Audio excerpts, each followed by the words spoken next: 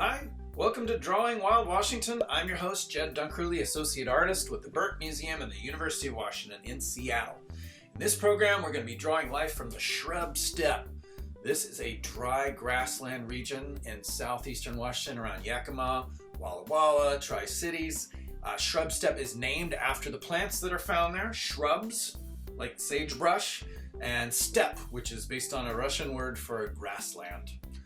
In this episode, we're going to be drawing an invertebrate, the migratory grasshopper, a fish, a longnose sucker, and a herp, the Pygmy Short-horned Lizard. First up, the migratory grasshopper. The Latin Melanopus sanguinipes, for those of you who like Latin. And we're going to start with the head, because why not? And I'm going to draw kind of an upright oval, just like that. Okay, I'm going to draw with very sort of light lines using my light colored pencil. While we're on the face, we'll go ahead and draw the eyes. They have these big compound eyes, and that'll be right, another little oval right in the middle of the top. Okay, and then they have these tiny little eyes. If you want to draw a little dot right over here, they got 3 of them. You can't really see them because of the front of the face. But these eyes just tell basic information like light and dark. These eyes tell a little bit more. And then down on the bottom, they've got these sort of mouth parts. So you can draw a couple little ovals like that. And about right here under the eye, and about as tall as the eye, we're going to draw the antennae coming up off the top there. Okay? And they can touch and smell through the antennae. All right, so now like all insects, we're going to draw the next body part, which is the thorax. The thorax will be about as tall as the head, about twice as wide, and it's kind of a rectangle coming down like this. Okay, and the legs are all going to come off the thorax, as is true with all insects. So I'm going to draw one leg attachment circle here, one here, and then a bigger one here. Okay, and I'll draw all 3 legs on this side of the body, and then if you want to draw the legs on the other side of the body, you can. The first leg, it goes down like a rectangle, and then a little joint. A lot of times I'll draw little circles where the legs touch. And then we're going to draw another rectangle, and then another rectangle, and then here's like the foot on the ground right there. Okay, and this should be about as tall as the body itself. Okay, might have drawn mine a little bit long. Then the next one, we're going to go back. So this part's the same as that part. And then we're going to go down. And then we're going to go back. Like a dance. So I'm going to go ahead and draw, this is kind of where the ground is going to be. So you can draw a horizontal line like this and make sure all your legs touch the ground. All right, now this is the big leg, the hopper leg. And this is going to be about as long as the whole business we've already drawn. And I'm going to draw a big oval. That might be a little too big. And that should be about as long as the head and the thorax combined. And then back here is kind of the knee. And then we draw forward a big rectangle. And then we go back. And on this big rectangle, you're going to draw some peg-like hairs. These they use to rub back and forth against their body and create sounds called stridulation. They rub the hind legs against their forewings, which are up in here, and they make the sound, which you've probably heard if you've heard a grasshopper. Stridulation, everybody. All right, these legs are really powerful, and they can jump up to 1 meter, which if that was a human, it would be the equivalent of us jumping the length of a football field. Think about that. The wings come off the back of the thorax right here. I'm going to draw a little carapace, and then here's where the wings come off, and they're about ovals, and they go just about as long as the legs right there. Okay, so there's where the wings are, and then the only other part we need to draw are the abdomen, which comes off the bottom, sticks out a little bit longer than the wings, and is another, no, that's a little too far down. Get it together, Dunkerley. Okay, it comes about like this. Anyone can make mistakes. It's just what you do with them. So I'm going to be using my light colored pencil right now, so it's okay if I made some mistakes down there. And this part is segments. So 1, 2, 2, 3, 4, 5, 6, 7 is about the right number. And then it kind of comes to a little point. Oh, it's not a stinger at the end. Okay, now if you want to draw the back legs, you can. These legs are the ones that are on the other side of the grasshopper. And then as I color it in and draw some of the textures, I'll tell you a little bit more about them. All right, there's a lot of blotches on here. So draw some like black blotches on the head and on the thorax. They often hang out in large groups. And this can be a problem to agriculture if they get large enough to do what's known as a swarm. And they can eat a lot and they can travel very far. They've been known to travel up to 60 miles in a day and have been witnessed by people flying airplanes up to 13,000 feet up in the air, which is just kind of crazy. So next time you're up in an airplane, watch out for grasshoppers. All right, coming down here, drawing my leg parts. Draw this one back here. And then this big leg right here is going to have a kind of a cool pattern on it. Draw your leg attachments. Look at whatever photograph you're looking at, and it'll give you an idea of what these leg attachments look like. But on the back leg of the grasshopper, the big back leg, it has this little... I'm going to draw a line down the middle to make sure mine is equal. It's like a little V-shaped pattern. These are called chevrons, kind of like the gas station. Okay, and it goes forward like that, and then there's this big knee joint. It's got these little designs on it, and then again it comes back through here. We got the little pegs, kind of like hairs, and then the big hopper jumper legs. Okay, the wings come off like this. And the wings have kind of a line texture like this, all folded up. There's the little knee of the back leg just peeking over the body. And then here is the abdomen. Remember, don't draw that line. If you ever make a mistake, make sure you do it in the prep steps, first part with the light lines. And then when you go back over it, just try to remember which leg was the right one. And there's your migratory grasshopper, y'all. All right, next up, we are going to draw a fish called the Longnose Sucker. And I'll explain that name in a minute. The Latin is catostomus, which means down mouth, down mouth. So it's kind of all about the mouth here, and I'll show you why. The body is going to be a long, skinny oval that's like 5 circles long. So what I mean by that is if I'm going to draw a circle right here, I'll draw 5 of those exact same circles, and the circles will represent the width of the body, like how tall it is, and then this shows you how long it is. Okay. These are about, it can be up to 25 inches long in real life and weigh up to 7 pounds. So I'm going to draw the widest part kind of in the middle, and then it kind of comes down to a little bit of a snout in the front. And then I'm going to get as wide as my circle, and then it slowly tapers down to the tail, which will be right around here. Okay, so I'm going to cut through my circles.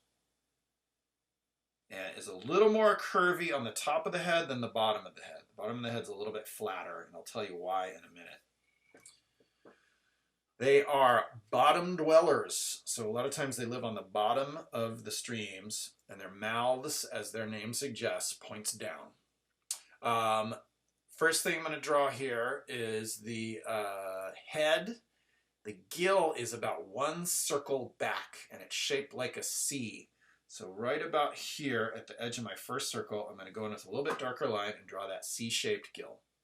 Now the eye is going to be about halfway between that and the nose. It's going to be just above center. And it'll be kind of a double circle like that.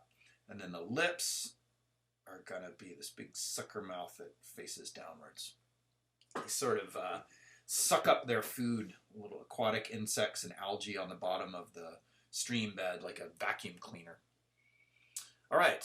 Now the fins. Again, with the fish, it's all about the fins. The pectoral fin is the largest fin, but a lot of times it'll hold it to the side. It comes right off the gill, and I'm going to draw it kind of folded up. If you ever see it fully extended, it's like a big fan, but this is going to be like kind of like a little rectangle, and it's going to be about as long as that second circle right there. And then the dorsal fin comes off the back, right in the middle of the third circle, and it kind of goes up, and then it goes down towards the end of the third circle right there. Okay, maybe I'll make it come a little bit more streamlined like that. And then like all fins, it's got this ray pattern on it. And then down below that is the pelvic fin, and it's about the same size, but a little bit further back and a little bit smaller, and then it goes the opposite direction. So it's angled here, and then it's a little bit rounded actually, down like that. So that one's more of a triangle. That one's got more of a rounded edge to it. Okay, and then back is the anal fin, which is about the same size as the pelvic fin, but it's about right here in between the first and second circles. So and it kind of extends back a little bit further. So it's a little bit more of an angle than this one. And then the tail fin. It's kind of a triangle about the same length as, like I'm going to put another circle here. And it kind of goes out like a triangle, but then it kind of comes in and then it comes out. It's got a notched triangle. It's a little bit rounded too. I'm going to round those ends off like that. And it's got a little bit of a texture like that. Okay, we got our lateral line going all the way down the body, right up the middle. And it goes up to the top of the gills. And that is your long-nosed sucker. So I'm going to go and draw in the details. I'll tell you a little bit more about it. There's my fin. They can live up to be 19 years, which is kind of surprising for me. How old are you? Is this long-nosed sucker older than you are? And I'm going to go here. As far as texture goes, it doesn't have a lot of texturing on it. It's just got scales. So if you want to go in and draw 400,000 little scales on it, be my guest. If it's a rainy day, or you're stuck inside, which most of us are these days, then you got time to draw some scales, so give it up. Okay, and just you can draw a bunch of little like dots like that. But there's your long-nosed sucker, fish of the Shrub-Steppe. And next up, we are going to go to our herp. This is the Pygmy Short-horned Lizard, or Phrynosoma douglasii. And this means toad body because, well, they kind of look like toads. See what you think. I'm going to draw a pretty wide oval for the body, and this is going to look big on the paper, kind of like that. But in real life, these are only 2.5 inches long. So like the whole lizard would fit inside of that oval if this was a real lizard. All right, so we're going to draw a long triangle about the same length of the body for the tail. And the head is like a diamond. Wish my head was like a diamond. Off the front like that. Okay, it's just kind of like a rectangle at an angle. About that big. And that's about half as long as the body if you measure it out. Okay, and just stick it off the front like that for now. The eye is kind of in the middle, and it's kind of squinty. So I usually draw an oval, and then I'll draw like a little squinty, I don't know, a seed shape. And then it's got like a brow above it. Okay, and it's got these horns facing backwards. So I'm going to draw a couple of them. And if you're a dinosaur fan out there, these things totally remind me of the Ankylosaurus. Their heads are pretty remarkable. Okay, and then the mouth kind of follows along the bottom of the head. And then there's some sort of folds of skin so they can articulate their heads around. And that's the snout right there. Okay. And then we're going to draw front legs. They're off the bottom of the oval right here. I'm going to draw a circle where it attaches. And then we're going to go like an oval back and an oval front, and then a circle, And then we're going to draw the fingers. There should be 5 fingers, and they kind of radiate out. So I'll draw a little circle, little circle, little circle, little circle. Almost like a human hand. Almost. Okay, and they got little claws off the end of them like that. And then the back legs come from right in front of the tail, and they go the opposite direction. It goes oval forward, oval backwards, and then the back foot is a little skinnier. So these were circles. These are more like a rectangles, and they got the toes are a little bit longer, and then it's got a little toe sticking off the edge like that. And then the back leg, I'm just going to draw a little bit of like the knee right there sticking out. And this one, I'll just draw a little bit of the leg because they're kind of behind the body. And along the edge has these little prickles. Okay, I'm going to draw it in front of the legs. Okay, they got a bunch of spines on them, which is interesting because they give live birth. They don't lay eggs. The little lizards just come out of their mama with all their spines. It sounds like painful. Okay, and these, I draw the dark, kind of go in, fix my mistakes, do my final lines. Here's my little squinty eye. Mouth parts. There's that back leg. I'm going to draw my spines coming off of here. Going down to the tail. Keep drawing the spiny scales. And it's got kind of a blotchy camouflage texture on it that you can draw. It camouflages really well against sort of pebbles and sand. The color does the job too. And when it feels threatened, it does this little shimmy into the sand and actually hides itself. It buries itself in the sand. So predators can't find it.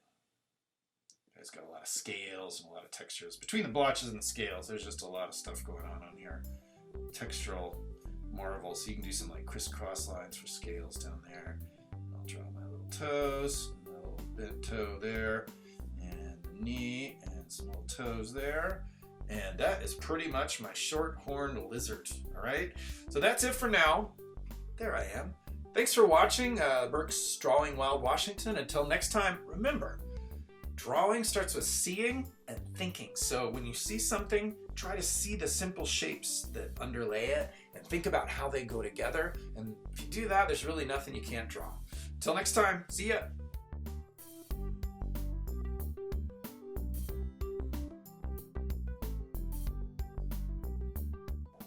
What's that? You want more?